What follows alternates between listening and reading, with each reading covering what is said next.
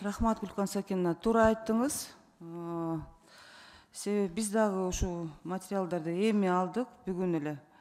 Таанышпайлы, жакшы ушу таанышыш керек эле да өзү негизи. Бат эле карап бериңиздер деп эле ушинтип эле кетип атасыңар да, Асан мырза. Туура эмес ушул. Эртерээк берип, эртерээк бизге ушул маалыматты, биз дагы ушул маалыматты билишибиз керек болчу да. Анда, урматтуу депутаттар, добушка коем кошумча маселени карап бергенге. Башка суроолор жокпу? Эгерде барбы суроо? Суроо жок болсо анда добушка коем, урматтуу депутаттар.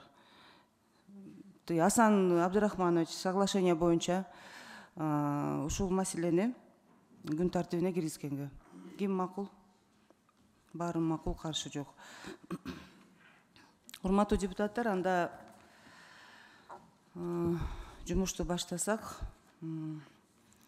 Биринчи маселе сиздердин карооңуздарга Кыргыз Республикасынын министрлер кабинети тарабынан сунушталган Кыргыз Республикасынын эмгек кодексине өзгөртүүлөрдү киргизүү жөнүндө 2022 жылдын 14 майы Кыргыз Республикасынын мыйзамын долбоору 3-чү окууда киргизилип жатат. Кыргыз Республикасынын эмгек кодексине жаңы түшүнүктөр киргизилүүдө, ошондой эле кодекс кызматкер менен иш берүүчүнүн ортосунда эмгек келишими электрондук кол тамга коюу менен электрондук документ алмашуу түрүндө түзүү тууралуу ченемдер менен толукталууда. Электрондук эмгек келишимин түзүү расмий эмгек мамилелеринин ыкчам жол жоболоштору мүмкүнчүлүгүн жогорулатат. Бул ченем аралыктан ишке орношууга көбүрөөк мүмкүнчүлүктөрдү берет. Мыйзам долбоорун 3-чү окууга даярдоо редакциялык мүнөздөгү түзөтүүлөрдөн тышкары депутаттардан жана мыйзам чыгаруу демилгесинин башка субъекттеринен сунуштар жана сын пикирлер келип түшкөн эмес. Урматтуу депутаттар, аталган мыйзам долбоор боюнча кимде кандай суроолор, сунуштар бар?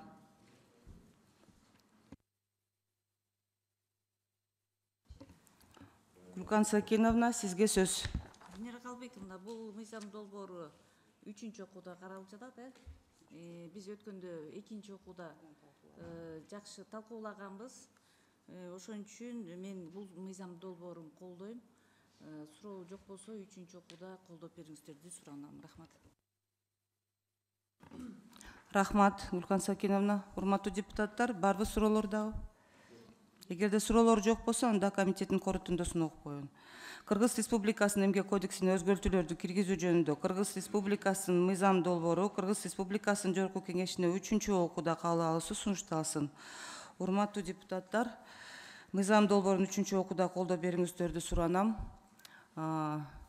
Бул биринчи маселени добушка коем. Ким макул? Баары макул, каршы жок. Рахмат. Урматтуу депутаттар, экинчи маселе. Сиздердин карооңуздарга жааматтык келишимдер жөнүндө Кыргыз Республикасынын мыйзамына өзгөртүүлөрдү киргизүү тууралуу Кыргыз Республикасынын мыйзам долбоору 3-чү окууда киргизилип жатат. Бул мыйзам долбоору Кыргыз Республикасынын эмгек кодексине карама каршылыктарды четтетүү жана жааматтык сүйлөшүүлөр менен жааматтык келишимдерди түзүүнүн алкагында кызматкер менен иш берүүчүнүн ортосунда мамилелерди укуктук жөнгө салуудагы боштуктарды толтурууга багытталган. Мыйзам долбоорун 3-чү окууга даярдоо депутаттардан жана мыйзам чыгаруу демилгесинин башка субъекттеринен сунуштар жана сын пикирлер келип түшкөн эмес. Урматтуу депутаттар, кимде кандай суроолор бар? Сөз Гүлкан Сакиновна сизге. Венера Калбековна, бул дагы 3-чү окууда өткөндө жакшы талкуу кылганбыз. Азыр эми 3-чү окууда билесиздер, биз баары бир сунушта бере албайбыз. Анткени 2-чи окууга даярдалып аткан учурда дагы эч кандай сын пикирлер, кошумча сунуштар келип түшкөн жок деп өзүңүздүн докладыңызда айтып кеттиңиз. Ошон үчүн 3-чү окууда мыйзамды мен өзүм колдойм. Урматтуу депутаттар, колдоп бериңиздерди суранабыз. Рахмат. Рахмат, Гүлкан Сакиновна. Анда Бакыт Усенович, сизге сөз. Рахмат, Венера Калбековна. Саламатсыздар, урматтуу бүгүнкү жыйындын катышуучулары. Кудайберген Базарбаевич, ушу мыйзам боюнча коллективный договор боюнча сөз болуп атат да, туурабы? Туура. ошонун бардыгы мыйзам чегинде бүткүл бардык мекемелер ушу коллективный договор түзүш керекпи? Барды түшүш керек. Ошол Бардыгы. мыйзам бардыгы. Независимость от формы Независимо от чего. Тиги численность коллектива Анда не ограничивается? не ограничено. То есть закон, если вступит в силу, то есть он Да, должен для всех. для всех. Да. Рахмат. Рахматская. Рахмат, Бакыт Үсенович. Урматтуу депутаттар, суроолор барбы дагы? Эгерде суроолор жок болсо, анда мен комитеттин корутундусун угуп коеюн. Жамааттык келишимдер жөнүндө Кыргыз Республикасынын мыйзамына өзгөртүүлөрдү киргизүү тууралуу Кыргыз Республикасынын мыйзам долбоору Кыргыз Республикасынын Жогорку Кеңешине 3-чү окууда кабыл алуусу сунушталсын. Урматтуу депутаттар, мыйзам долбоорун колдоо бериңиздерди суранамын. Добушка коем. Ким макул? Баары макул, каршы жок. Рахмат. Урматтуу депутаттар, 3-чү маселе күн тартибиндеги Кыргыз Республикасынын социалдык камсыздоо чөйрөсүндөгү айрым мыйзам актыларына өзгөртүүлөрдү киргизүү жөнүндө Кыргыз Республикасынын мыйзамынын долбоору 2-чи окууда каралып жатат. Мыйзам долбоорун Кыргыз Республикасынын министрлер кабинети тарабынан демилгеленген. Аталган мыйзам долбоору 2022 жылдын 12 октябрында Жогорку Кеңеш тарабынан 1-чи окууда кабыл алынган. Мыйзамдын долбоору инвентаризация өткөрүүдө Кыргыз Республикасынын мыйзамдарын айрым ченемдердин конкреттештирүү максатында техникалык жана редакциялык өзгөртүүлөр киргизилгенин белгилейт. Мыйзам долбоорун 2-чи окууга даярдоодо депутаттардан жана мыйзам чыгаруу демилгесинин башка субъекттеринин сунуштары жана сын пикирлер келип түшкөн эмес. Урматтуу депутаттар, Кудайберген Базарбаевич, бул жерде эгерде кандай суроолор бар болсо берсеңиздер болот. Жылдыз Эсенбековна, сизге сөз. Саламатсыздар, урматтуу кесиптештер, чакырылгандар. Кудайберген Базарбаевич, в рассматриваемом законопроекте это же повышение пособий для семей, погибших в событиях 17-18 марта 2002 года. Это будет следующий будет закон. А это следующий. Следующий, да.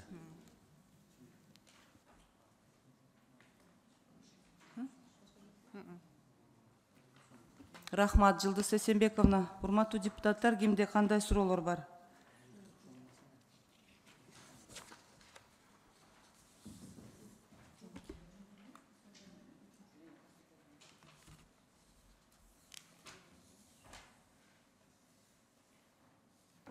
Гүлкан Сакиновна, сизге сөз. Урматтуу Кудайберген Базарбаевич, бул жанагы азыр Баткен окуясы боюнча дагы пособиялар каралып атабы? Өзгөчө кылып бир. И каралып атат. Ошону азыр Эмки мыйзам менен. Жок, эмки мыйзам менен карап атасыздар да. Анан кийин азыр ал жерде дагы ушул мыйзам кийинки 4-чүдө бул негизинчи. Бирок азыр ошону дагы кийин кайра караганда кандай кыласыңар? Кошосуңарбы же болбосо? Кудайым буйруп, морке 4-чү мыйзам өтүп калса, дополнительный мечи способияны биз көбөйтүп атабыз. 3700 сомдон 5500 сомго чейин. Венера Калбековна, азыр 4-чү маселеде дагы суроолор көбүрөөк болуш керек. Ошон үчүн 2-чи окууда сунуш пикирлер жок болсо, башка суроолор жок. Колдоп бериңиздерди суранабыз, коошуп койсоңуз. Рахмат. Рахмат, Гүлкан Сакиновна. Кудайберген Базарбаевич, кепилденген эң төмөнкү киреше азыр на сегодняшний день канча болуп атат? Бүгүнкү күндө 1000 сом. 1000 сом, Көбөйөбү? Эми бул Максат кандай? азыркы учурда биз негизи Баткен областына көбүрөөк көңүл буруп, шака акчанын баарын карап атабыз. Негизи өзүңүз билесиңер, биз баштан баштаганда кепилденген эң төмөнкү кирешенин өлчөмү башында 240 сом болгон, эң башындачы. Аны көбөйтүп бератып, бүгүнкү күнгө 5000 сомго чейин жеткиргенбиз. Бирок акыркы учурда эл арасында ушеки кепилденген эң төмөнкү киреше жөнүндө көп маселелер чыгып атат. Аны болсо азыр биз каржы министрлиги менен бирге карап атабыз. Рахмат. Рахмат. Жылдыз Эсенбековна, сизге сөз. Вот в статье 14 условия прекращения выплаты государственных пособий рассматриваемого проекта указывается, выплата пособий прекращается в случае невостребования в течение 6 месяцев для балага сүйінші, үй бүлеге көмек и в течение 12 месяцев для ежемесячного социального пособия. Вот во время пандемии в 2021 году были ограничения движений, работы банков всех были закрыты. Это был такой длительный период. И если появятся такие непредвиденные обстоятельства, как будет? Понял. Вы правильно сказали, что после назначения пособия, если человек не обращается за пособиями в течение 6 месяцев, то прекращается выдача пособий. А социальные пособия – это вот те пособия в основном для наших инвалидов, там мы ждем целый год. Потом, кроме всего этого, на местах есть комиссии, которые рассматривают спорные вопросы, и они данный вопрос решают. В принципе, таких вот видных, таких осязаемых противоречий у нас до сегодняшнего дня не было.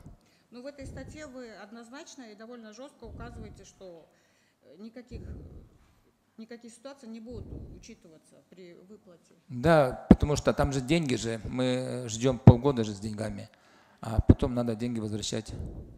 Вот есть такой аналог, где вы все-таки указываете, что при возникновении таких обстоятельств Закон о государственном пенсионном и социальном страховании, статья 26.2. Вы здесь указываете, при устранении обстоятельств, указанных в пункте 1, выплата пенсии возобновляется в размере, выплачиваемой на день приостановления ее выплаты. А здесь такой оговорки нет в этом законе. Это, наверное, потом могут принести к каким-то последствиям нехорошим. Я понял.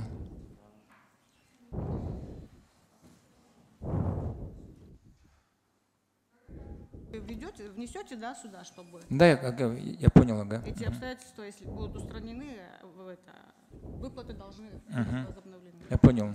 Спасибо вам. Рахмат, Жылдыз Эсенбековна. Урматтуу депутаттар, суроолор барбы дагы? Менден да бир суроо, Кудайберген Базарбаевич. Кечөөнү бирге биз иш чараларда болгонбуз, өзүңүз билесиз. МСЭК боюнча көп кайрылуу болгон.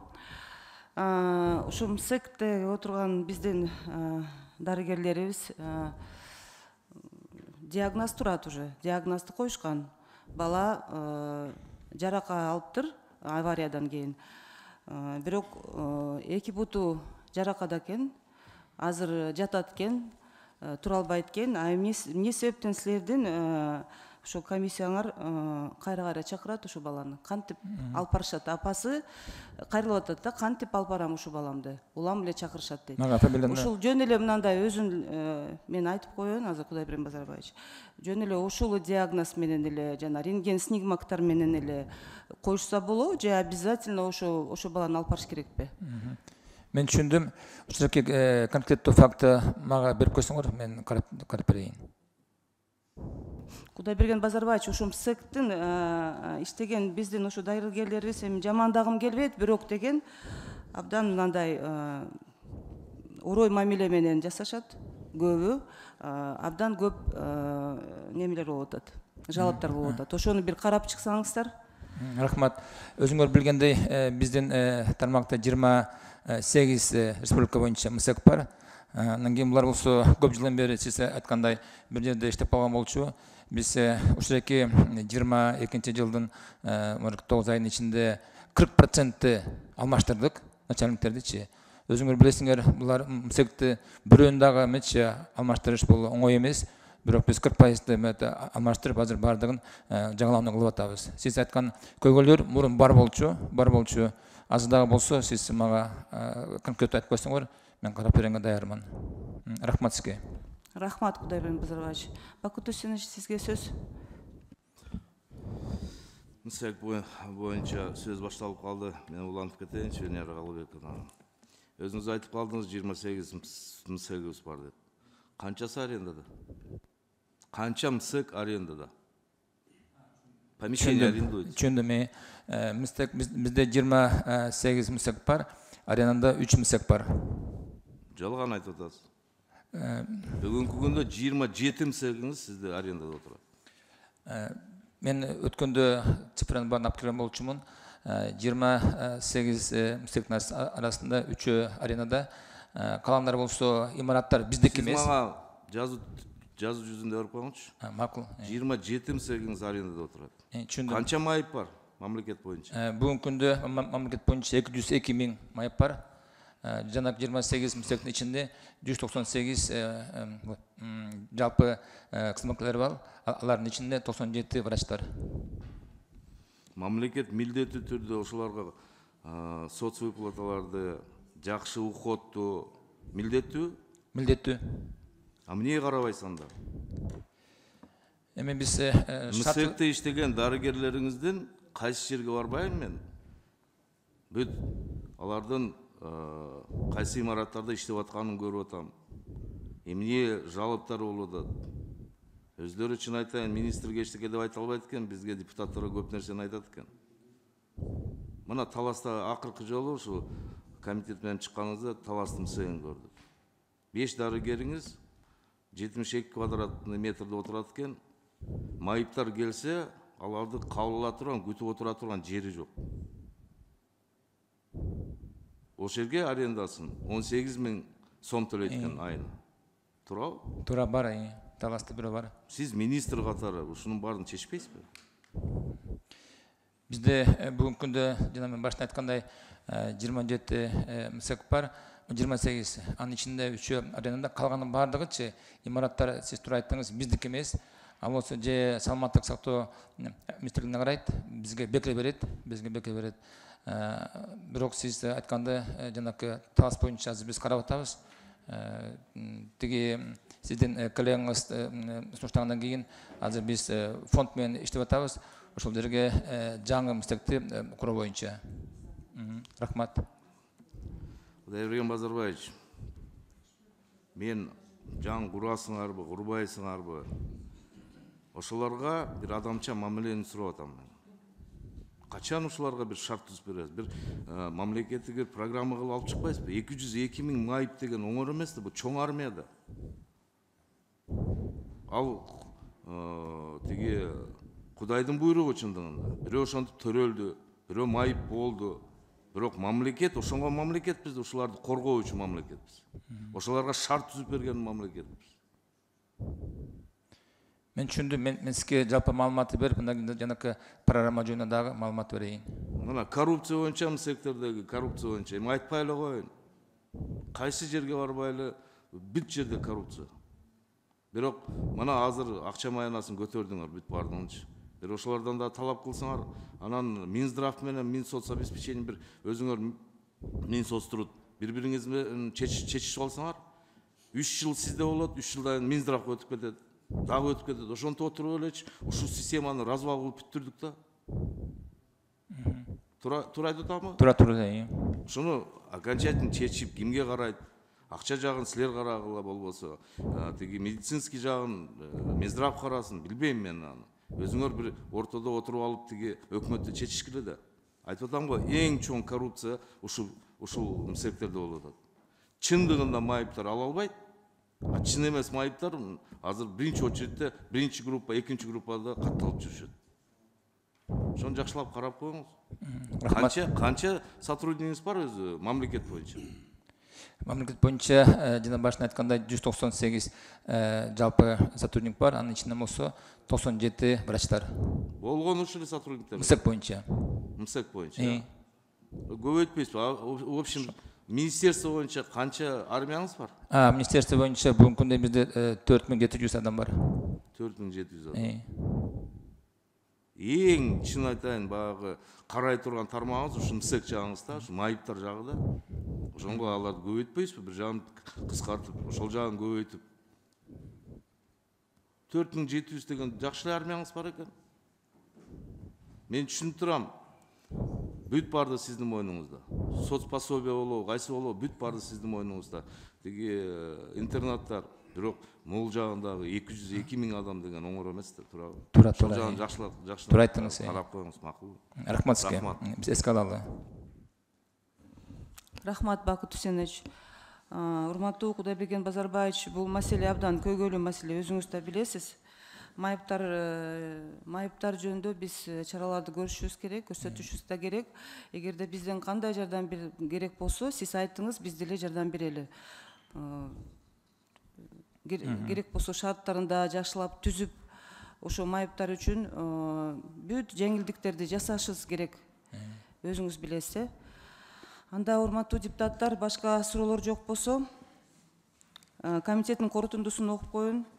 Кыргыз Республикасынын социалдык камсыздоо чөйрөсүндөгү айрым мыйзам актыларына өзгөртүүлөрдү киргизүү жөнүндө Кыргыз Республикасынын мыйзам долбоору жактырылсын жана аны экинчи окууда кабыл алуу Кыргыз Республикасынын Жогорку Кеңешине сунушталсын.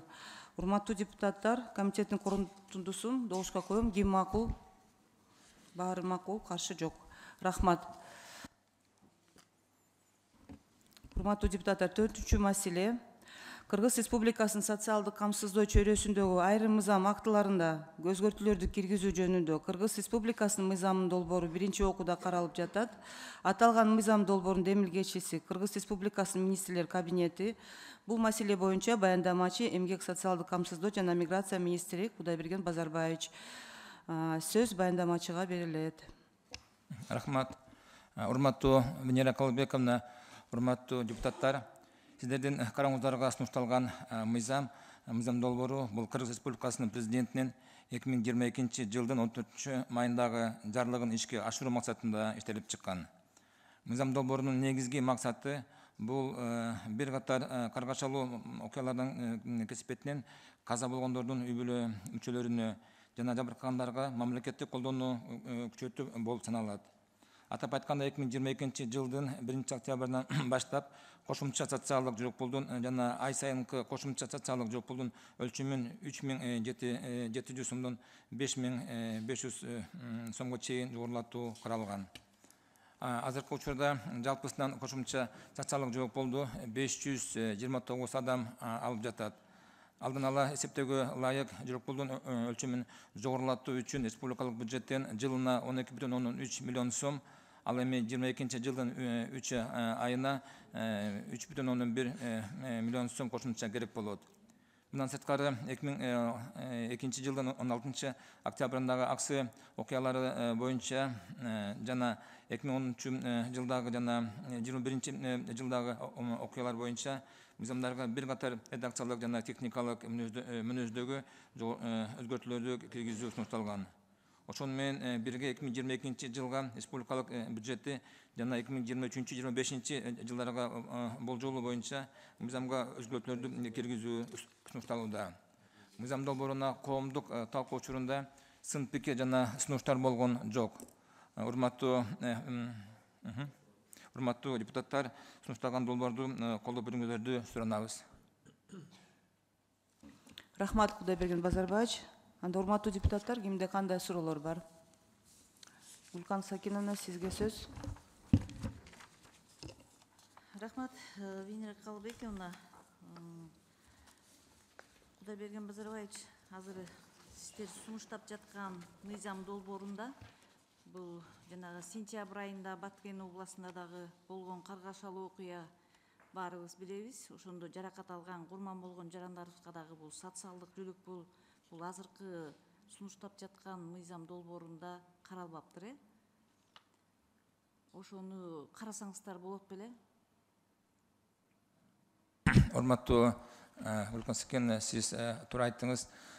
Сиздин сунуштуңузду өткөн дагы ошол мыйзам каржы комитетте каралган болчу. Ошондо болсо дагы Жогорку Кеңештин депутаты Эльвира Жыргалбековна Сурабалдиева дагы сунуштаган болчу.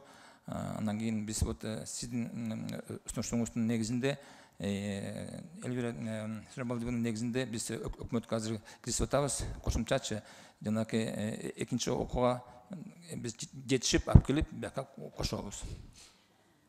Экинчи окууда мен ойлойм бул өкмөттүн корутундусу ошол биз жарандарыбызга бир социалдык жүлүк пулга каршы чыкпайт деген үмүттө ойлоп атабыз азыр. Анан кийин ал мыйзамга кирип экинчи окууда өкмөттөн колдоо таап депутаттар колдойбуз. Ошондо баягы кийинки жанагы сентябрдан баштап төлөп бере турган кылып дагы ошол жагын карасаңыздар да. Түшүндүм, рахмат. Ошол күндөн жанагы каргашалуу окуяларда кирип калса, ошол күндөн баштап компенсация кылып Ошолорго, болотчу. Рахмат. Анан кийин мыйзамдан тышкары дагы бир суроо, азыркы учурда да жөлөк пулдардын кандай түрлөрү бар?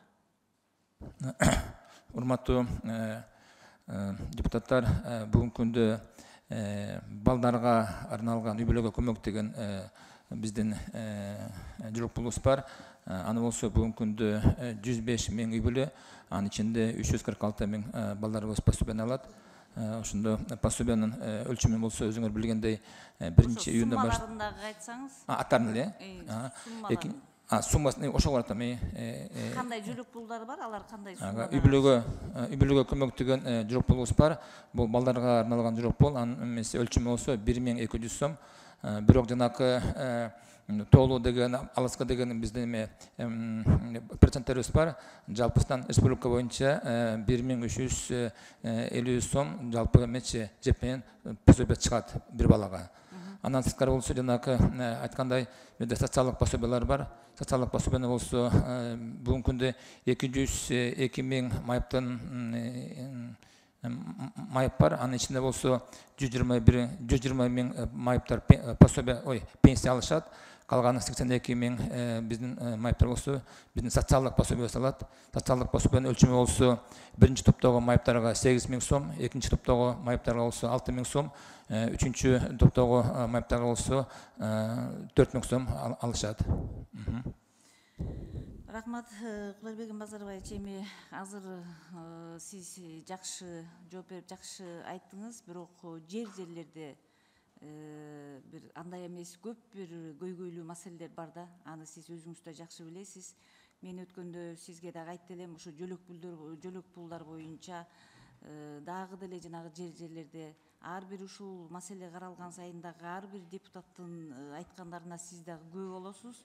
Жанагы кирешелер боюнча дагы эми-кечекти алынбай, мыйзам иштебей жаткан көп жерлерде көйгөйлөр бар да. Ошол жагын өткөндө сиз тактап бер деп айттыңыз, бирок мен бул Таласта областында, Көл областында сиздин өзүңүздүн азыр мынакей Бакыт мырза да айтып кетти, сиздин өзүңүздүн иштеп аткан сотрудниктериңиз, иштеп аткан ар бир райондордо кызматкерлериңиз бар да. Ошолорго дагы мен кат жүзүндө да жөнөткөм, бирок тактап мен тактаган менен алардыкы эми мага баягы кылып атабыз, ушул иштердин баарын жүргүзүп атабыз, жөлөк пулдар убагында берилип атат, жок алар алынып калган деген жооптор келип атат. Бирок мынакей биз азыр дагы шайлоочулар менен жолугушууга барабыз. Буга чейин деле биз шайлоочуларыбыз менен жолукканда ушул маселелер аябай көйгөйлүү. Анан бирок мен тактаганга аракет кылдым, бирок сиз өзүңүздөрдүн дагы ошол жакта иштеген сотрудниктерине айткым келет, тактаса да. Анткени мен могу Ысык Көл областындагы Түп районуна 2 жолу, 3 жолу кат менен кайрылдык. Сиздин өткөндө орун басарларыңыз келгенде дагы айтып ушул маселени такташканбыз. Ошондо дагы бир так жооп ала албай атабыз да. Ошол жагын көзөмөлгө алсаңыз, өзгөчө ошол жердеги бир 3-4 айыл бар да. Анан мен тактаган менен бизге каттарды жакшы берип атпайбы? Биз убагында берип атабыз. Жок, элдер менен жолукканда андайлар көп. Жол болсо, убактыңыздар болсо, бир барып келсек болот ошол жака тактапчы. Ушул дайыма ушундай көйгөй да. Ал мыйзам иштебей эле. Анткени ал мыйзам качан 17-жылы кабыл алынды эле, 17-жылы кабыл алынган. Кирешелерди алып салуу боюнчачы. Ошол жагын Урматтуу Гүлкан Сакен, сизге рахмат. Сиз абдан жакшы суроону бердиңиз. Мен сиз менен жеке ноябрь айынын аягында как раз Талас областына биз барабыз. Ошондо сиз менен бирге баралы. Жанакы Ысык Көл областы боюнча, жанакы Талас областы боюнча сизге туура эмес же кандай бир мындай формальный маалыматты бергендер мен изилдеп өзүм карап, чарамдан мен көрөм. Рахмат сизге. Рахмат, Кудайбек Базарбаевич. Бирок буга чейин дагы ушундайлар айтылып эле келе атат да эмичи. Анан баягы бири-бирибизди урматтап сыйлап, мен сизди сыйлайм. Ошон үчүн чын эле ушул вопрос боюнча 3 жерден мен мынакей сентябрда иш баштагандан баштап келе атам, бирок такыр жооп болбой жатат да. Рахмат, мен жазып алдым. Рахмат. Рахмат, Гүлкан Сакиновна. Кезекте сөз Сыдыков Бакыт Үсеновичке. Рахмат, Венера Галабековна. Кудайберген Базарбаевич, болгон 4 түр пособие бар, туурабы? 4 түр пособие бар. Бар. Кайсынысын ошону сиздерге айыл өкмөттөр тастыктап берет? Негизде айыл өкмөттө, ар бир айыл өкмөттө социалдык кызматкери бар.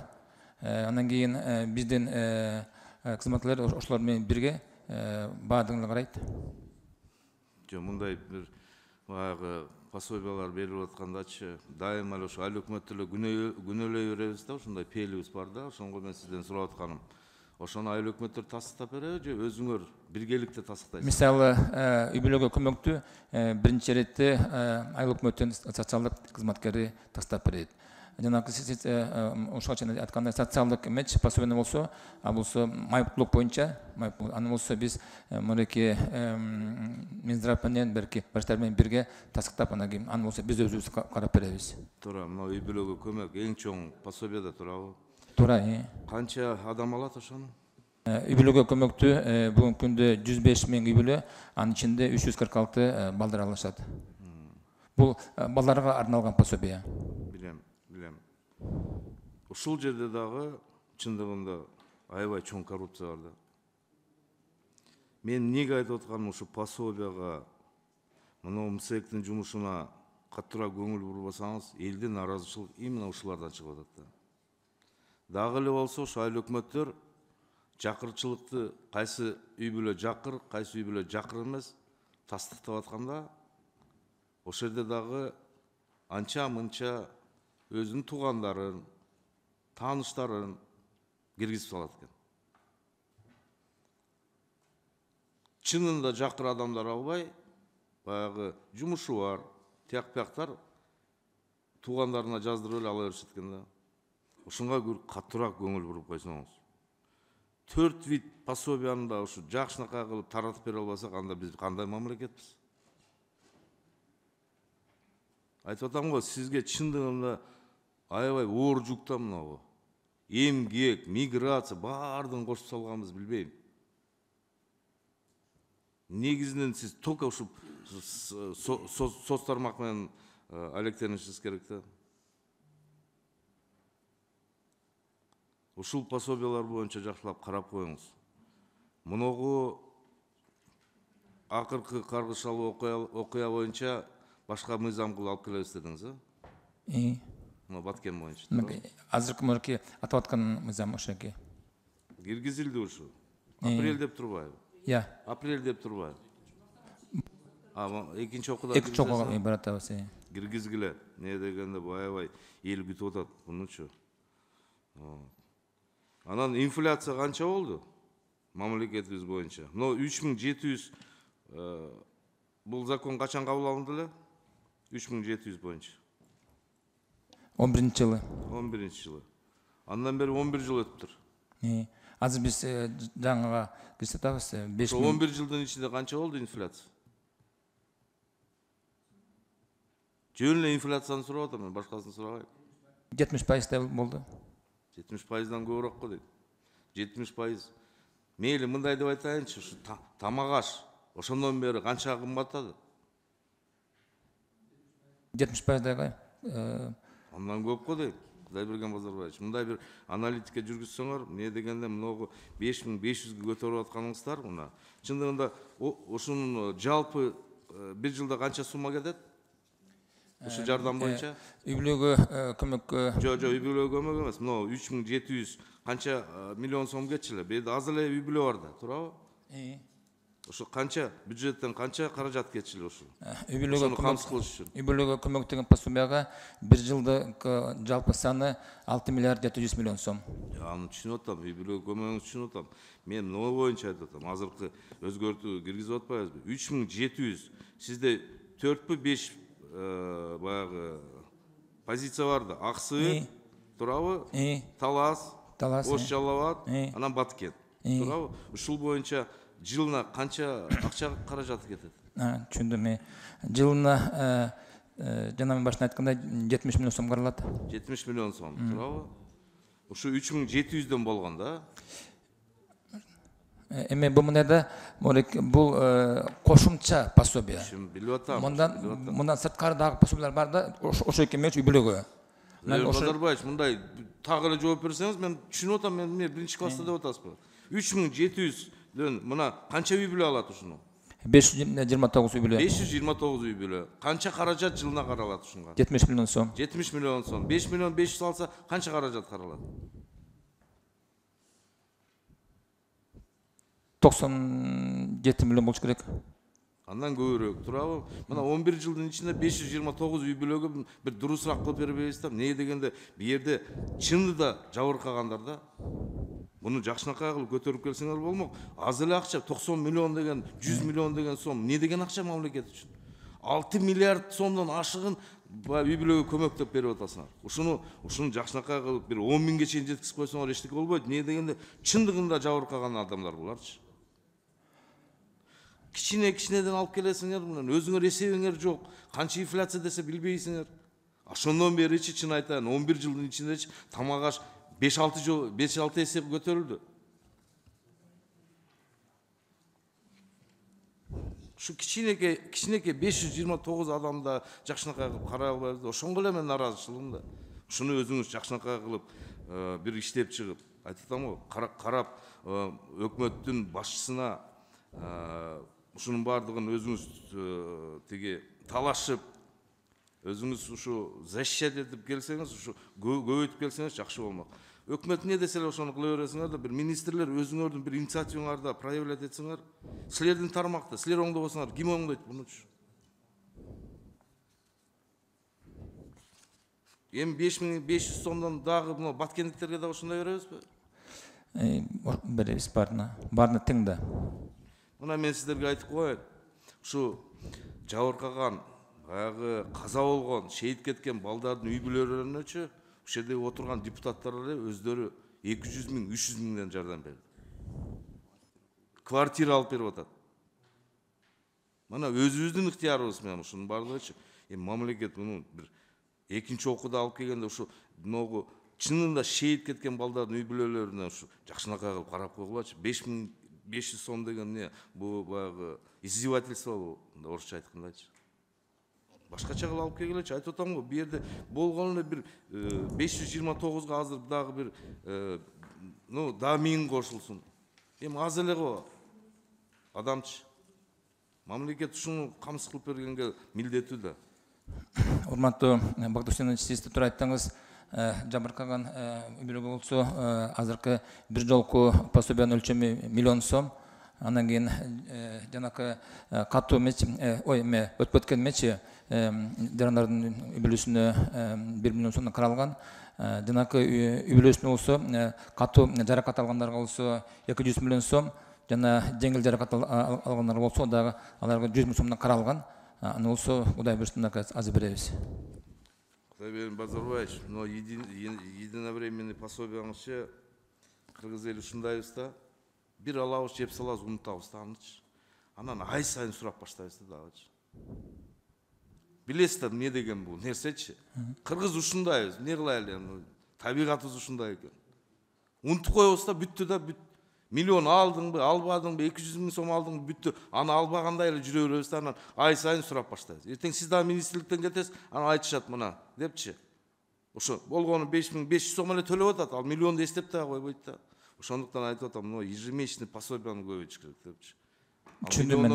Миллионду мейли эми ал президенттин өзүнүн ыктыяры турабы, берип атат аны. Анга рахмат. Бирок мунугу ежемесячный пособие чындыгында эл бу азыркы бардык эл карап атат. Кыргыз эли бүт барды жардам берип атат аларгачы. 6 айдан кийин бардыгыбыз унутабыз да мунучу. Анан ушу 5500 пособиясы менен калат да ушуларчы. Ошондуктан буларды кичине баягы поддержка ушу сыяктуу кылып элечи, ушу көбүрөөк кылып койсок эчтеке болбойт да. Рахмат. Рахмат, Бакыт Үсенович. Кезекте сөз Атажанов Рысбек Исламович сизге.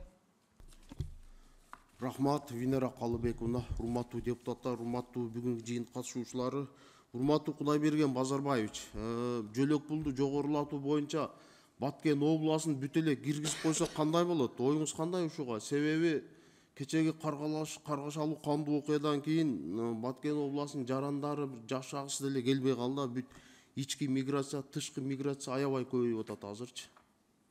Кандай дейсиз ушуга оюңуз? Мамлекеттин бир мүмкүнчүлүгү болобу? Рахмат. Баткен обласы боюнча бүгүнкү күндө ДЭСП аркылуу биз 3 жолу көбөйткөнбүз. Аны болсо мен мындай бияка айтылды, мен калып сизге айтып берейин. Мындай сезимдүү баарыначы көбөйтүлгөн да. Рахмат. Андан тышкары да бир тактоо иретинде да 2021 жылы 5 октябрда Дубашева Бермет Кенжебековна деген биздин жаран 3 эмдүү кыздуу болгон да. Айсулуу, Айпери, Аймерим деп. 5 баласы бар экен, азыр айына 6000 эле пособие алат экен да. Ушуга бир жардам көрсөтүп, жанагындай арабский фонддор болобу, бир кайрымдуулук фонддор болобу, бир батир алып бергенге мүмкүнчүлүк болобу? Билесиз да, бул 3 эмди биздин жанагы олимпиаданы багындырып келген биздин сыймыктуу кыздарыбыздын аттарында коюшуп, ушу стимул болсун деп. Ушул үй бүлө азыр аябай кыйналып атат экен да. Мен түшүндүм, биз бул үй бүлөнү карап көрөлү. Түшүндүм. Бир жардам берип койсоңуздар, мага Рыбачиде да 3 эмдүү болгон биздин жарандарыбызга үй алып бердиңиздер. Булар да аябай кыйналып атат экен да. 5 баласы бар экен, батирде жашап атат экен. Ушуну бир эске алып кетсең. Биз сизден аты жөнүн дарегин алып мындан кийин карап берели. Рахмат. Рахмат сизге. Рахмат. Кезекте сөз Молдобекова Гүлкан Сакиновна сизге. Рахмат, Венера Калыбековна. Кудайбек Мазарбаевич, азыр жанагы мүмкүнчүлүгү чектелген жарандарыбыз бар да, балдарыбыз. Ошолорго дагычы бир мыйзам кабыл алынган, канчадан азыр төлөп берилет. Мисалы үчүн атасы, апасы иштеп атса, баягы балага бирөөсү карай турган болуп, анан ага канча азыр акча берилип атат? Түшүндүм, рахмат. Мен жооп берейин. Бүгүнкү күндө жалпысынан 36.000 биздин 18 жашка чейин балдарыбыз бар, майып болгондор. Анын ичинде болсо, сиз айткандай, баласы өзүн тере албаса, өзүн кара албаса, ага болсо биз персоналдык ассистент деп дайындап берген болчубуз. 1 июнга чейин персоналдык ассистенттин алган эмгек акысы 4900 сом болчу. 1 июндан баштап ушуреки эмгек акысын биз 6300 сомго чейин көбөйтүп берген болчубуз. Бүгүнкү күндө 11700 жарандарыбыз персоналдык ассистенттин жардамын алат. Бирок ошол эле учурда тиги балабыз болсо өзүнүн 8000 сом пособиясын ала берет. Жанагы 6300 сомду болсо биз ошо баланы караган персоналдык ассистентке төлөп беребиз. Азыр ошол биринчи 4000 болуп каралды беле? 4900 сом болчу. Анан азыр 6300гө чейин көтөрдүңүздөр, 1 июндан баштап президенттин 1 июндан баштаппы? 1 июндан баштап быйыл. 6300. 6300. Азыр 6300дөн канча 11000 дедиңизби? 11700 персоналдык ассистент алат. Азыр эми жанагы биз бардык жерде азыр кымбатчылык келип атат. Көп эле балдар азыр 13 жаш, 14 жаштагылар ошондой өзүңүздөр баягы карап бир жыйынтык чыгарсаңыздар, көбүнчөсү ошол 13-14 жаштагылар көп деп айтып атышат да биздин барган жерлердечи. Анан эми бардык жерде Кудайбек Мазарбаевич кымбатчылык, баардыгы канча инфляция болуп атат, баягы зарплаттар көбөйүп атат, пенсиялар көбөйүп атат. Ошол менен бирге булардын дагы баягы акчасын дагы мындай пландап дагы көтөрөлү деген оюңуздар барбы? Өзүңүз билгендей, Кыргыз Республикасынын президенти Жапар Нургузовичтин жарлыгынын негизинде биз 1 июндан баштап ушуреки персоналдык ассистентти эмгек акысы болсо биз ушинтип ошолго чейин көтүп берген болчу. Бирок сиз тууралуу айттыңыз, кандай бир шарттарды шартыбызга жараша дагы бир карап көрөлү. Ошону карап көрсөңүздөр, анткени баардыгы кошуп көтөрүлүп аткан убакта эле бул баягы эки адам иштеп атса, экөө тең мугалим берип иштеп атса, же мамасы же папасы карап атат да. Анан ошол убакта бирок караш керек го, ушуну карап бир көрсөңүздөр. Анан кийин ошол мүмкүнчүлүгү чектелген балдарды дагы мынакей сиздер жанагы отурган коляскаларына ушуну кандай берилет, кандай аласыздар сиздер? Коляска болсо, өзүңүз билгендей, ар бир жергиликтүү башкармалык болсо маалыматты чогултат. Анан кийин бизге берет. Биз бир жылда Кудайберген Назарбаевич ошол маалыматты чогултуп берерин билип атабыз, бирок көп жерлерде жанагы бир башын көтөрө албаган балдар, аларга өзүнчө многофункциональный өзүнчө бир коляскалар бар экен да. Ошолор бала улам 9 жаштагы бала 14 жашка чейин чыкты, ошол башын көтөрө албайт. Ошондой коляскаларыңыздар азыр 5-6 жылдан бери көп жерлерде берилбей да, ушул көйгөйдү аябай бир кыйналып атышат да. Ошол жагын бир ошол жерде жеринде иштеген сотрудниктериңиздер көрүп, эч бир кабар алынбайт негизичи. Ошону эми сиз баягы ушул тармакты жетектеген жетекчи катары, министр катары сиз ушул жерде көбүрөөк басым кылсаңыз, анткени кайсыл жерге барбагын ушул мына 9 жаштан азыр 14-16 жашка чыккан бала башын көтөрө албаса, баарыңыздар билесиздер эми эн атасы кандай кыйналып атканын, же эшикке чыгара албайт, тамак берерде кыйналып атат. Ошондой көйгөйлөр көп да. Ошол коляскаларды сиздердики эми сиз деле канча мүмкүнчүлүгү чектелген балдар бар дедиңиз, сиз жетише албайсыз чынындачы. Баягы жер-жердеги сиздердин өкүлдөрүңүздөр ошолорго барып, бир акыбалын менен таанышып, ошого аракет кылып, ошол балага бериле тургандарды сиздерге жеткирсе, сиздер деген бияктан аракет кылып туруп ошолорго бербесеңиздер, ошол жанагы ошондой балдарыбыз аябай кыйналып атат да. Ошол тапшырманы дагы берип, ушул жагына көбүрөөк бир карасаңыз, анткени сизге деле жеткирип атат баардыгы тең сонун, жакшы деп, анан чынында баардык жерге барып жетише албайсыз. Биз айткан сөздөрдү ошо өзүңүз бир контролдосоңуз, ушул жагына көбүрөөк эме кылсаңыз басымыраак. Анан жарандарыбызга да айтып кетчү нерсе, социалдык жана жөлөк пул каралган эмес деп атабыз азыр, жана баткен бир каргашалуу окуягачы. Ошону дагы баягы экинчи окууга киргизип атканда киргизиш керек. Анткени мен азыр сиздин эме инициатива болду, биз аны киргизебиз. Анткени азыр баягы каражат маселеси деп дагы өкмөт корутундуну тескери берип коюп, каражат маселеси чечилбей калат дебей, биз ушуну мен өзүм дагы сунуш катары социалдык жөлөкпөр өзү каралсын деп киргизебиз. Ушуну эске алып туруп бир киргизип берсеңиздер, аябай чын эле элдер күтүп атат. Рахмат. Рахмат сизге. Рахмат, Гүлкан Сакиновна. Анда мен дагы бир суроо берип коеюн, бирок суроонун алдында Кудайберген Базарбаевич, биздин депутаттарыбыз канча сунуштарды киргизди ушул мыйзамга. Мен да колдоп кетет элем. Ошо сентябрь айында болгон окуяда, Баткен областында болгон окуяда жаракат алган адамдарыбыз да инвалид болуп калды, көбү билесиз. Курман болгон адамдарыбыз, аскерлерибизге дагы ушу пособияларды сөзсүз түрдө киргизишибиз керек. Сиз бизди колдодуңуз. Рахмат. Анда менде да бир суроо. Кудайберген Базарбаевич, жанагы 100 000 сомдук единовременное пособие берилип атпайбы? Жана оор кырдаалда жашаган адамдарга, жана майып адамдарга да, мүмкүнчүлүк чектелген адамдарыбызга. Рахмат сизге, абдан жакшы суроо бердиңиз.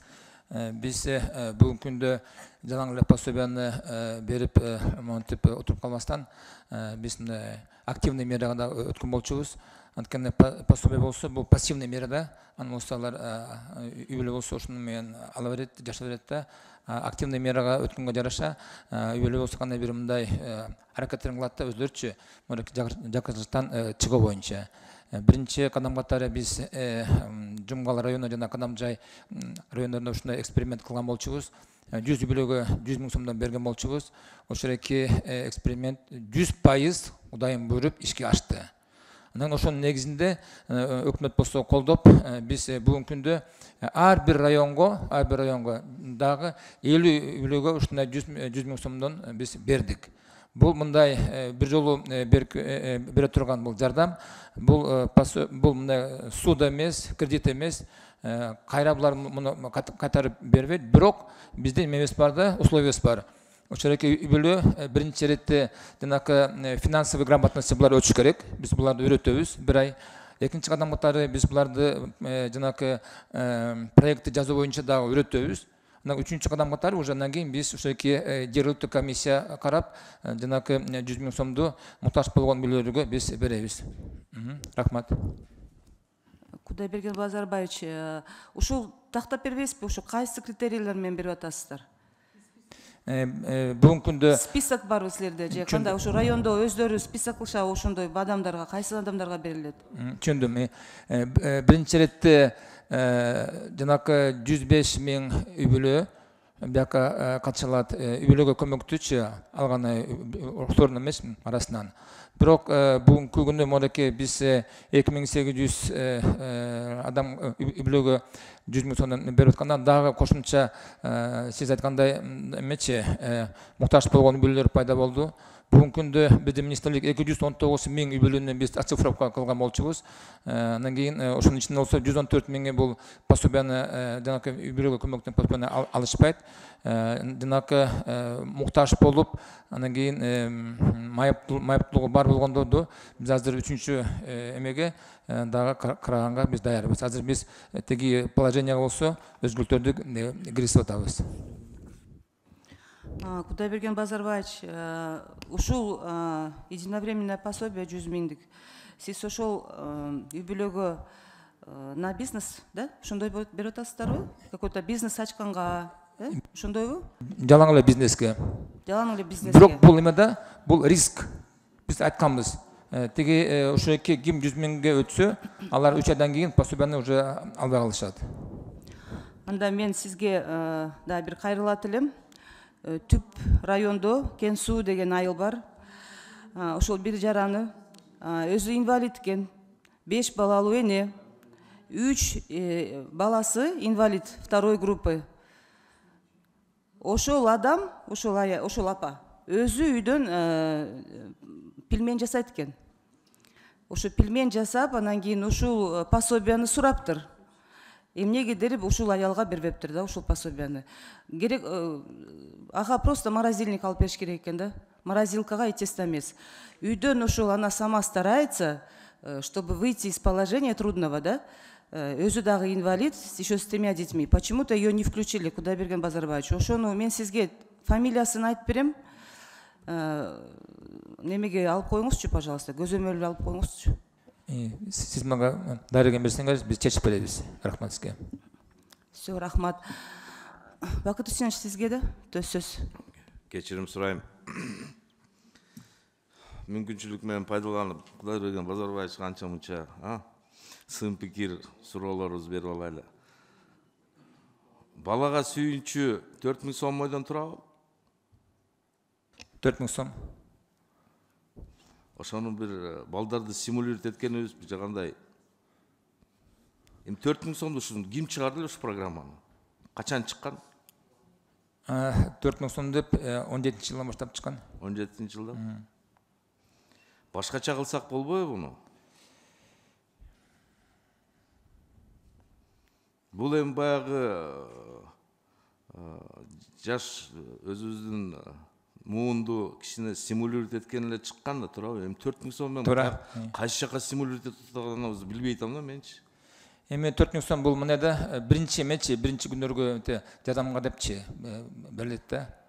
Жанакы Эми бала төрөлгөндө сүйүнчүсүн деле алып келгенде көп эле акча келсе керек. 4 000 сом ал эчтеке деле. Аны түшүнүп турам. Мен башка нерсе айтайын дегенде ошо. Кудайберген Базарбаевич, жаштарды стимулировать этсек бир мейли, Россияда делечи болот атпайбы выплаталар, туурабы? Көптөгөн выплаталар. 18 жашка чейин албай турган выплаталар бар, туурабы? Ошентип бир стимулировать эткен дурус го дейм, бул 4000 сом бергенден көрөчү. Банктар менен сүйлөшүп, ошонун баарын эсептеп чыкпайсыңар бир. Эртеңки күнү ушу төлөлгөн бала дагы 18ге чыккан чакты, 18ден кийин акчасын алса дагы застрахованный болобу дейм да. Туурабы? Чемейти 4000 сомчу. Ошо 4000 сом берип атып, канча акча кетет мамлекеттик бюджеттен? 4000 сом берип атканда биз бир жылга 700 миллион сом карайбыз. 200 миллион сом. 700 миллион сом. Канча бала төрөлөт негизинен бизде? Негизинен орточо эсеппен 170-175 миң бала төрөлөт. Жакшы экен. Канча киши өлөт? 37-40 миң. Демография жакшы экен анда. Буюрса. Ошондой эле болсун.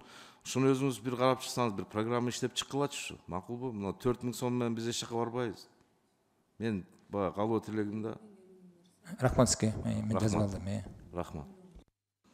Рахмат, Бакыт Үсенович. Анда урматтуу депутаттар, суроолор жок болсо, комитеттин корутундусун окуп коеюн.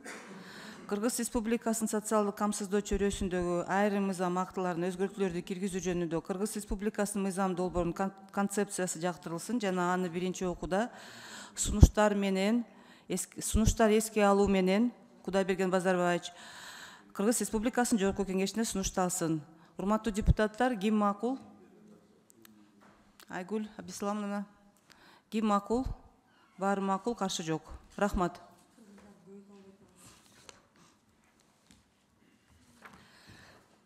Урматтуу депутаттар, 5-чи маселе. Кыргыз Республикасынын айрым мыйзам актыларына өзгөртүүлөрдү киргизүү тууралуу тышкы миграция жөнүндө, тышкы эмгек миграция жөнүндө, чет өлкөлүк граждандардын Кыргыз Республикасында укуктук абалы жөнүндө, Кыргыз Республикасынын мыйзамдарына, Кыргыз Республикасынын мыйзам долбоорун биринчи окууда карап жатабыз. Мыйзам долбоору Кыргыз Республикасынын министрлер кабинеттин тарабынан демилгеленген. Бул мыйзам долбоору Кыргыз Республикасынын президентинин Кыргыз Республикасынын мыйзамдарына инвентаризация жүргүзүү жөнүндө жарлыгын ишке ашыруунун алкагында миграция чөйрөсүндөгү мыйзамдык базаны оптималдаштыруу жана жакшыртуу максатын көздөйт.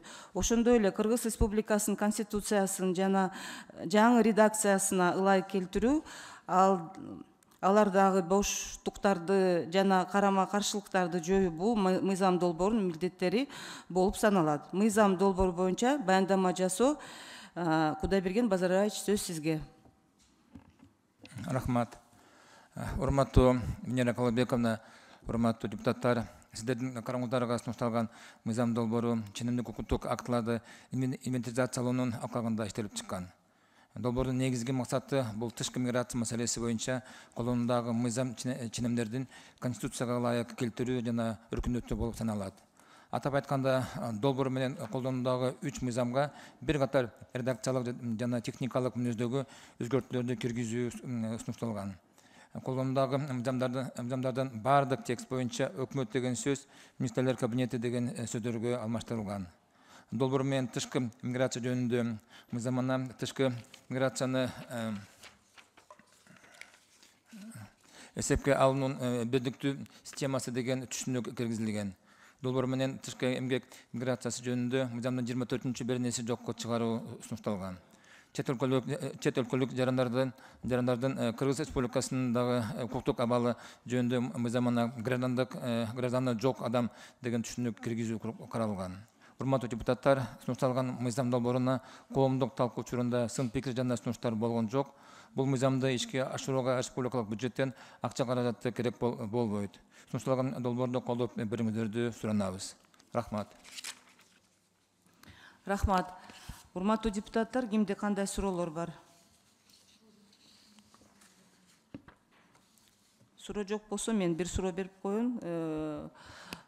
Кудайберген Базарбаевич, жанагы биздин россияндар көбү биздин Кыргыз Республикага келишкен, өзүңүз билесиз, баарыбыз билебиз.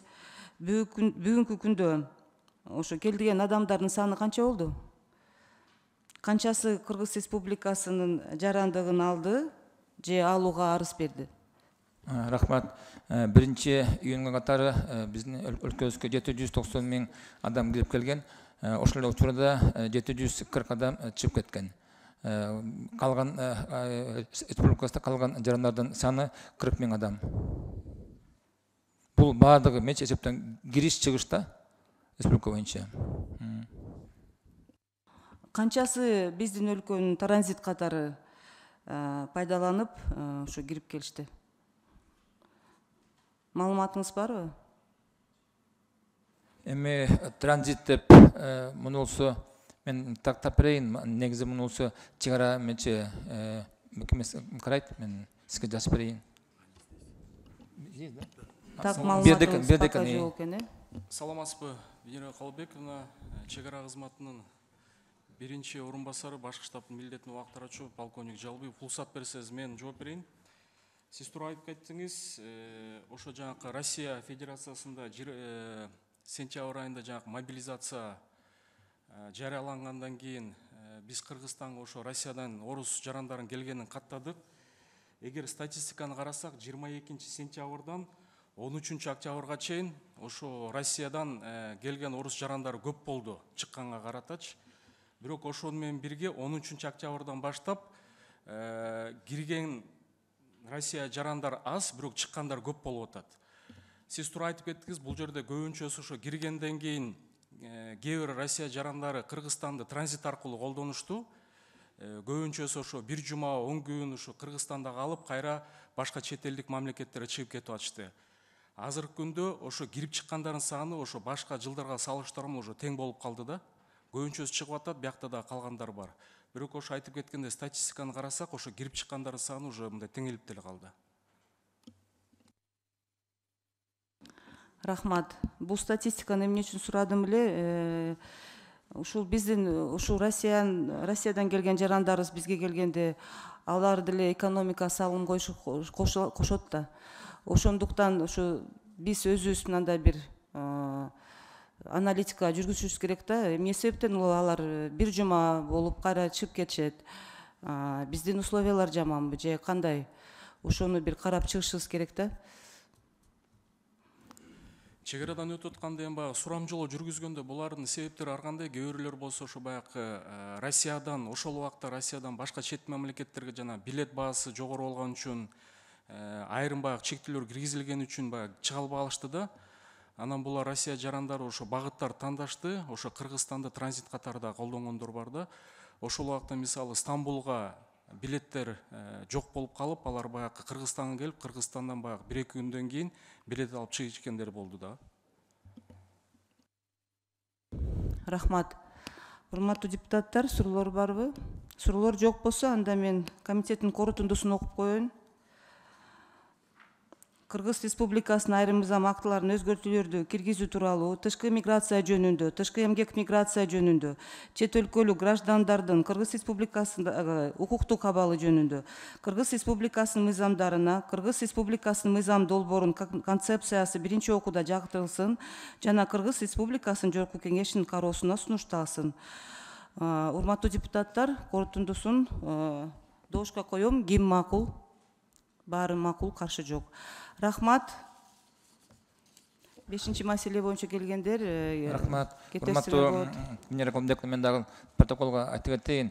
Өткөндө биз ошо комитетке даярдык көргөндө бизге Айдарова Айгүл Абдисламовна келип, жанакы Баткенге каралган кошумча пособияга дагы сунуштарын берген болчу, аны да биз эске алып киргизебиз. Рахмат. Рахмат. Анда, урматтуу депутаттар, 6-чы маселе ар кандай маселелер? Урматтуу депутаттар, күн тартибиндеги ар кандай маселелер?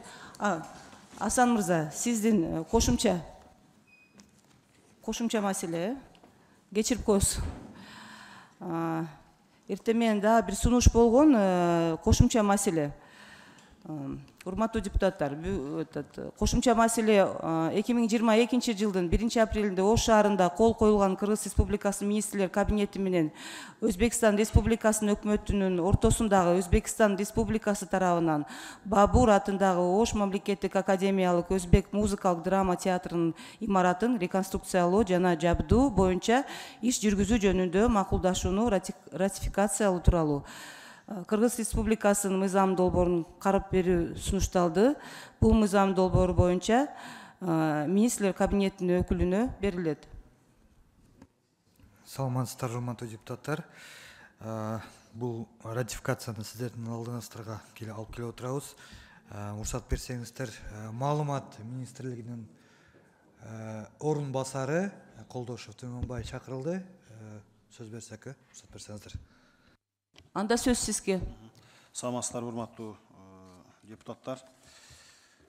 Кыргыз Республикасынын президентинин 2021 жылдын 11-12 марттагы Өзбекстан Республикасынагы мамлекеттик иш сапарында ушул Ош шаарына жайгашкан Бабур атындагы музыкалык академиялык драма театрынын реконструкциялоо боюнча келишимге жетишилген. 22 жылдын 1 апрелинде Кыргыз Республикасы министрлер кабинети менен Өзбекстан Республикасынын өкмөтүнүн ортосундагы Өзбекстан Республикасы тарабынан Бабур атындагы Ош мамлекеттик академиялык музыкалык драма театрынын имаратын реконструкциялоо жана жабдуу боюнча атай келишимге кол коюлган. Бүгүнкү күндө иш жүрүп атат. Мен ал жактын директор менен байланышканда бир 70% ремонттоо жүрүп атат. Бул маселе боюнча айтып коюткан нерсе, бизден бул ремонтко эч кандай республикалык бюджеттен кошумча финансылык чыгымдарды талап кылынбайт. Реконструкциялоо жана жабдуулоо иштери Өзбекстан Республикасынын эсебинен толугу менен ишке ашырылат. Биз эми ушуну колдоп берүүңүздөрдү өтүнөбүз. Суммасы $10 миллион. Ооба. Канчасы иштетилип атат? Ошо $10 миллион. Азыркы күндө мен тактап туруудан жооп берейин. Бир $5 миллион тегерегиндегиси азыр иштеп атат, иштетилип атат. А квадратура какого это театра? Түшүнбөдүм. Квадраты канча, площадь театра какая? Азыр тактап туруп айтып берем сизге азыр. Не, просто я... И проект осуществляется нашими, да, строителями? Ооба. Местными? Ооба. Спасибо. Рахмат. Бару да суроолор, урматтуу депутаттар. Өзү негизи ушул маселени тездеп алып келгениңер ушу туура эмес да, дагы бир айтып коет элем. Асан мырза, эскертип коет элем, эмкиде эртерээк алып келсеңиздер бизге так маалыматтарды. Бул материалдарда цифралар таптакыр жок го, мен вообще көрбөй атам. Канчосу келди, канчосу иштетилип атат, ушу так жазышыңар керек болчу да.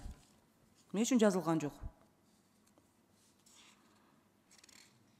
Бат-баттан өткөш керек эле да силергечи, ошон үчүн силер жазбай келдиңер да. Миркалбековна, жана соглашениеде башында жазылган. Өткөрүп макулдашуу. Кандай дейсиз? Соглашениеде макулдашууда биз өткөрүп атканда бүт информация берилген да. Смета бардыгы бар эле. Ооба. 2022 жыл 1 апрелде. Ошондуктан биз ошол маалыматты билбейбиз да, ошо биз да жаңы келген депутаттарыбыз да. Ошону бизге ошол так маалымат көрдүңүздөрбү? Алар соглашениени өткөздү. А биз деген азыр ушу ратификацияны да неме кылышыбыз керек. Карап чыгышыбыз керек болчу. Сиздерге кошумча маалыматтарды жеткирип берели? Баарыбызга бериңизчи ошол маалыматтарды. Бүт депутаттарга, ошо биздин комитетте депутаттарга макулбу? Макул. Анда урматтуу депутаттар, суроолор жок болсо, комитеттин корутундусун Жылы Сесенбековна. А эти 10 миллионов одним траншем, да, поступают? И куда они поступают? В Министерство финансов? На какой счет поступает 10 миллионов? Менимче биздин финанс министрлигине котор болсо керек. Анткени алар негизги каражатты Өзбекстан тараптан берилип аткандыгына байланыштуу алар материалдык түрдө келет. Только строительные материалы. А оплата рабочим как осуществляется? Нет, а из каких денег тогда? Өзбекстан өзүнүн каражатына. То есть они делят, да, это не все наличные средства, это строительные материалы. Но деньги-то как-то перечисляются же куда-то. Напрямую на госстрой перечисляется, да? А какой процент вот на стройматериалы, какой процент на оплату труда? Аны анысын урматтуу депутаттар сактап, алып келип берсе полностью жазып тургунда. Мындай маселе мен Ошол туура эмес да, ошо алып келип беребиз, анан кийин сумма чоң, өзүңөр билесиңер. Баягы музейде эмне болду эле? Музей боюнча бир маселелер бар эле го. Ошо да эми, ну все равно биз азыр кол коебуз да буга. В любом случае мы же проводим. Опять же мы будем в ответе. Анан кийин жана музей боюнча дагы биз да чуркап калбайлы, Кудай сактасын, конечно, тиги прокуратурага, ар бир немеге. Бул мен Это получается как грант, да? тактап беретин айтып коеюн, эжекелер, бул бир дагы биз кыргыз Видите, не тараптан знаем информацию, поэтому много вопросов, да, задаем. Ошон үчүн эртерээк ушул маалымат, ушул материалдарды эртерээк берип койсоңор болмок бизгечи. Кыргызстан тараптан эч кандай финансылык чыгым болбойт, толугу менен Өзбекстан каржылап атат. Материалдар келген, болгону азыркы күндө растамошкаларын бүтүрүшүбүз керек. Ошон үчүн сиздер колдоп беришиңиздерди өтүнөбүз. Анткени материалдын көпчүлүгү келип, курулуп калган 70-80%. Все, түшүнүктүү, эми түшүнүктүү. Анда урматтуу депутаттар, комитеттин корутундусун окуп коеюн. 2022 жылдын 1-апрелинде Ош шаарында кол коюлган Кыргыз Республикасынын министрлер кабинети менен Өзбекстан Республикасынын өкмөтүнүн ортосундагы Өзбекстан Республикасы тарабынан Бабур атындагы Ош мамлекеттик академиялык өзбек музыкалык драма театрынын имаратын реконструкциялоо жана жабдуу боюнча иш жүргүзүү жөнүндө макулдашууну ратификациялоо тууралуу Кыргыз Республикасынын мыйзам долбоору жактырылсын. Ушул корутундун көчүрмөсү Кыргыз Республикасы Жогорку Кеңешинин эл аралык иштер, коргоо, коопсуздук жана миграция боюнча комитетине жөнөтүлсүн жана Жогорку Кеңештин эл аралык иштер, коргоо, коопсуздук жана миграция боюнча комитетине жөнөтүлсүн. Урматтуу депутаттар, добушка коем. Ким макул?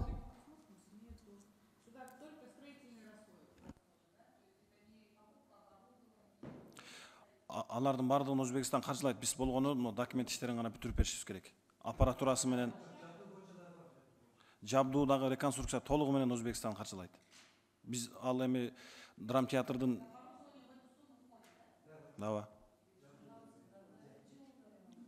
Жок, бул жылда ремонт болбойт. Бул театр 1900 бул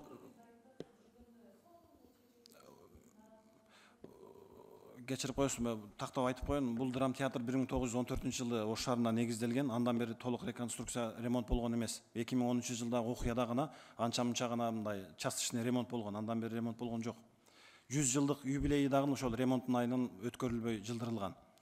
Азыр мына Өзбекстан толук каржылап, жабдып, техникалар менен камсыздап берсе, жазда атайы ошолордун бир 105 жылдыгын өткөрүү боюнча пландалып атат.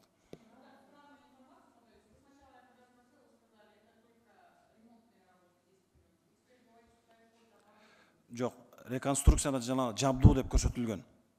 Толук камсыздап беришет Өзбекстан. Бул эми өзбек драм театры да.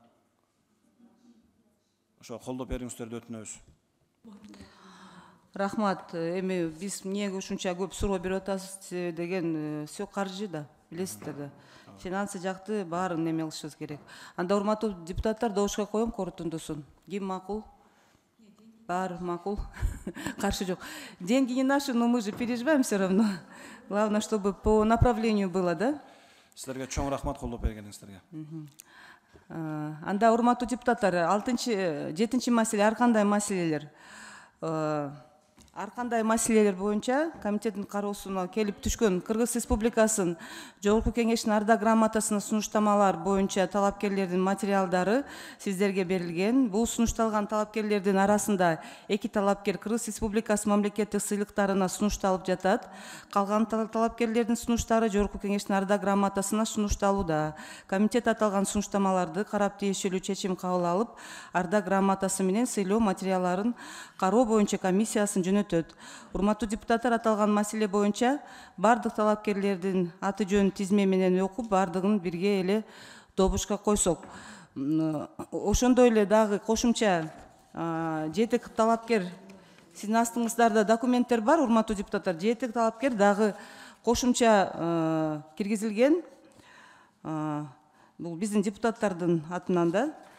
Андан кийин анда урматтуу депутаттар, ошондой эле ал ошол Замир Мамасадыковдон жана Бакировдон дагы кошумча сунуштар да, ошо талапкерлердин документтери сиздердин астыңыздарда. Анда ушул талапкерлерди добушка коем. Ким макул? Баары макул, каршы жок. Рахмат, урматтуу депутаттар.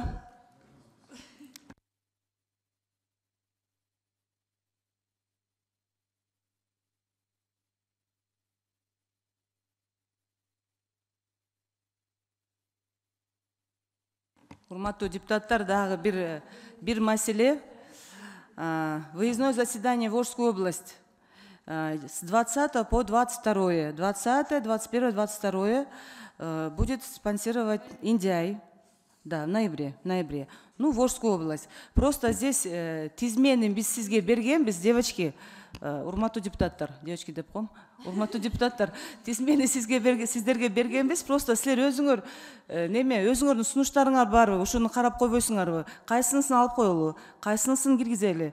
Керектүү организацияларга барып, ошону карап чыксак, ошону бир карап койсоңуздар, анан кийин бизге сунуштарга бериңиздер. Макулу 20 ноябрга чейин.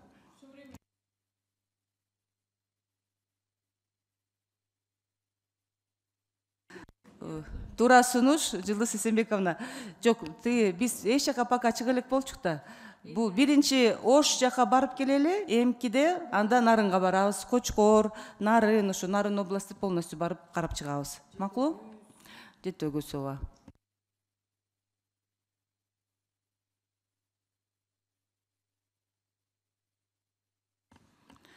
Сиз, урматтуу депутаттар, карап койсоңуздар бир сыра ошо тизмендичи.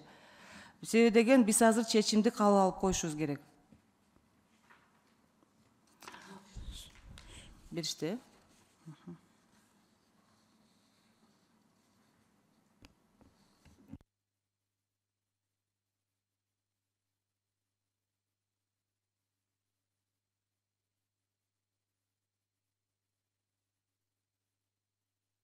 Анда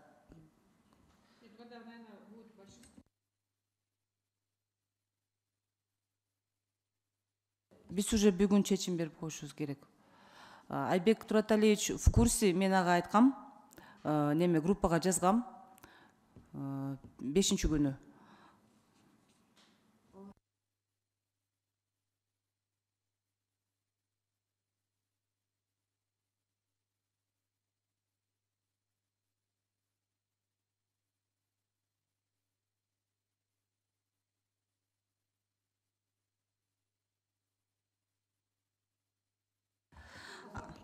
Анда, урматтуу депутаттар, чечимди окуп койсом. Кыргыз Республикасынын Жогорку Кеңештин социалдык саясат боюнча комитети 2022 жылдын 22 ноябрында Ош областынын жана Ош шаарынын билим берүү, илим, саламаттык сактоо, маданият жана спорт жаатындагы маселелер жөнүндө көчмө жыйын өткөрсүн. Кыргыз Республикасынын Жогорку Кеңештин аппараты Ош областынын комитетинин көчмө жыйын даярдап, өткөрүү боюнча чара көрсүн. Ушул чечимди, урматтуу депутаттар, добушка коем. Добуш берип коюңуздар. Баары макул, каршы жок. Чоң рахмат.